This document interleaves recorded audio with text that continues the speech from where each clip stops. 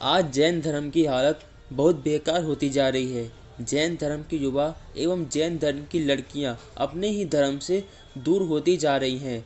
आज हमारे जिनालय वीरान हो गए हैं। सुनिए आचार्य श्री विमल सूरी जी महाराज जी के मुख से। एक चीज मैं और भी नोट कर रहा हूं, यह भी बहुत दुखद विषय है।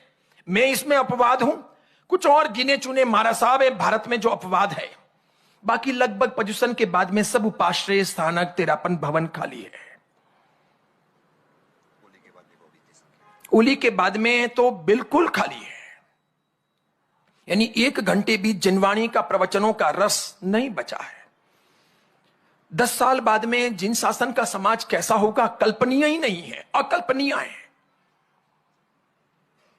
चेन्नई, हैदराबाद, बेंगलोर, मुंबई, सूरत, अहमदाबाद, सब जगह देखा जा रहा है। लोग मिलते हैं और कहते हैं 10 पुरुष हैं, 15-20 महिलाएं हैं, उनमें भी कुछ तो बूढ़े हैं, आकर के सो जाते हैं, सामायिक पूरी कर लेते हैं। वॉचमैन को बिठाते हैं, पुजारी को बिठाते हैं, जब तक लोग नहीं आते हैं 2-4 ट्रस्टी मनवार करके बिठाए जाते हैं। मुनीम को बिठाते हैं कि जरा वंदन करो, 2-5 जने बैठो जाजम पर, ताकि एक बार प्रवचन शुरू हो, फिर 2-5 जने नए आ जाएं तो तुम चले जाना। कैसे समाज चलेगा? क्या होगा? ये क्या हो रहा है? धन की रुचि है, ज्ञान की रुचि क्यों नहीं है? और जैसे जैन साधु साध्वी है वैसे तो दुनिया में कोई नहीं है। आपने आजमा के देखे कहां हैं? अगर उनकी आशीष भी नहीं पानी है या उनके पावन चरणों में बैठ करके भी जीवन को परिवर्तित नहीं करना है, या थोड़ा बहुत भी अपने अपने संप्रदाय का ही सही ज्ञानार्जन नहीं करना है, तो परिवर्तन कैसे होगा? मन कैसे बदलेगा? और सामायिक पूर्वक प्रवचन अगर सुनो तो 1000 गाथा के स्वाध्याय का लाभ मिलता है। अगर शुद्ध सामायिक करो अच्छे भाव से और मन पूर्वक प्रवचन सुनो तो ज्ञानी कहते हैं 1000 गाथा का स्वाध्याय करने जितना लाभ मिलता है एक प्रवचन में। और कितने ही महाराज साहब तो विद्वान हैं, अच्छे पढ़े लिखे हैं, मात्र इधर उधर के जोक्स कहकर या कहानियां कह के प्रवचन पूरा नहीं करते, अच्छे अच्छे प्रवचन सुनने को मिल रहे हैं, लेकिन रुचि ही बदल गई। अब इसमें अगर किसी का निमंत्रण आता है तो गीत गाने के शौक हैं, मेहंदी लगाने के शौक हैं, डांडिये के शौक हैं, खाना खाने जाने के शौक हैं, घंटों घंटों अपनी सहेलियों के साथ में बातें करने के शौक हैं, किटी पार्टी के शौक हैं। अब एक नया शौक खड़ा हुआ है, पर्यूषण पूरा हो जाने के बाद में चलो चित्ती परिपाटी लेके निकलते हैं। नाम तो है चित्ती परिपाटी और बाकायदा घूमना है, चल के नहीं जाना है। गाड़ियां कर ली, सवेरे नौकासी इस तीर्थ में, दोपहर को खाना उस तीर्थ में, शाम को खाना उस तीर्थ में, और शाम को वापस नाइट तक घर आ जाएंगे आरती करने के बाद। तो सस्ते में सब हो भी गया, खा लिए, पी लिए, घूम लिए, कभी अवसर मिला तो स्तात्र पूजा पढ़ा ली, टाइम पूरा कर लिया। पालिताना का रिवाज हमने शुरू किया कि चतुर्मास पालिताना करने जाएंगे। पर्यूषण पूरे हुए, सबने पोटलिए बिसरे बांधिए।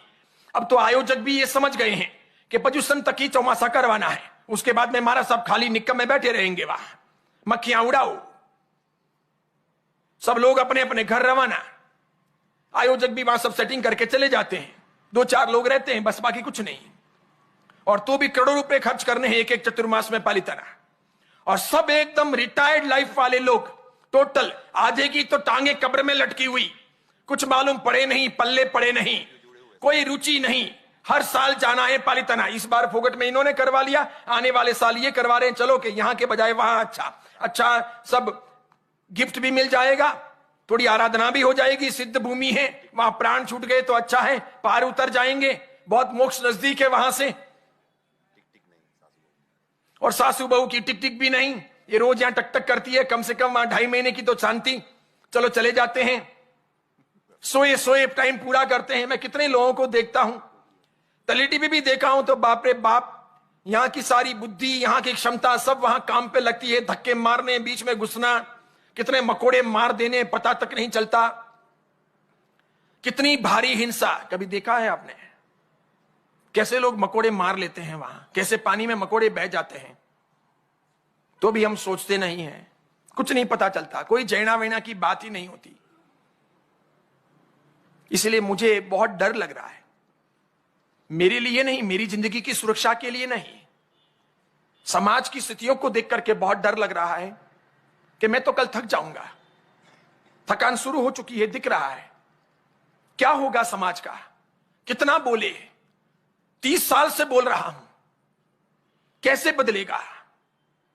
और अधिकांश पदाधिकारियों को, ट्रस्टियों को भी इसकी कोई चिंता नहीं है, बिल्कुल नहीं है। बस उनको पद चाहिए, पैसे चाहिए। मैं यहां भी महसूस करता हूं, कभी कभी मुझे होता है कि मैं पैसे कमा करके देने वाली मशीन हूं।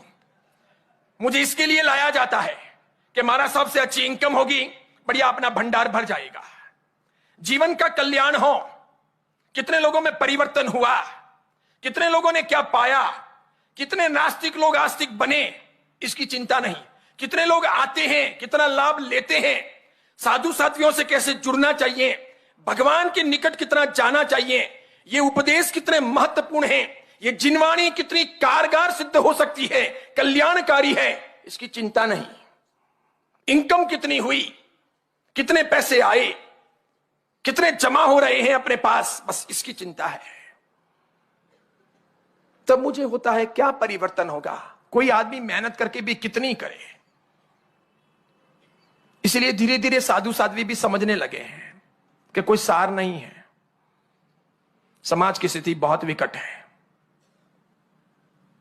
और यहूदियों की मस्जिदें देखो, गिरजाघरों के प्लान देखो, धर्म परिवर्तन की उनकी बातें देखो, वीक में एक दिन वहां जाना और कटिबद्ध रहना। और मुसलमानों की मस्जिदें देखो, अब तो सिखों के गुरुद्वारे देखो, अब हिंदुओं के बनते हुए संगठन देखो, और इन सब के बीच में जैनों की बेहाली देखो, हमारी कमजोरी देखो।